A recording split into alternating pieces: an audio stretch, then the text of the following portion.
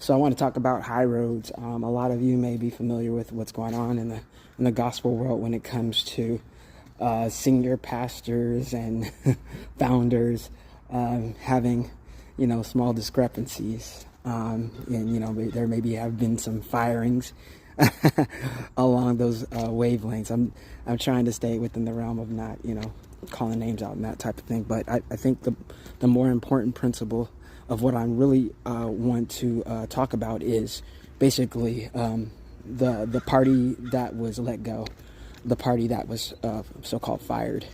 Because I don't believe anybody can really fire you from a position, when it comes to ministry. I think that's all God, you know what I'm saying? Because King David was fired as king from Saul, but he was still anointed to be king. So when it comes to ministries and that type of thing, no man can put you down.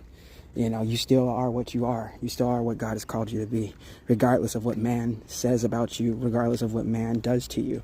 But I do want to stress that the high road that was taken was simply amazing. I don't know what discrepancy happened between both parties. It's none of my business. I think my business and the lesson that I learned from it is basically, hey, no matter what discrepancy befalls you, in this day and age of social media, you can come out and reply in a way that just literally can spread so much discord within the kingdom of God that it's not even funny, let alone, it already, discord is already amongst the world and the church already. People already talking about church hurt and talking about how they didn't want to go because of what they've seen in the church. But I think it's important for us to remember that in any discrepancy, in any argument, in any thing that is opposing from one person to another, the root of the matter is that we are all Christians, that we are all called by God to be lovers of Him and to be basically show love to each other, regardless of what the disagreement is, And I thought the response to what had happened to this individual was nothing short of amazing.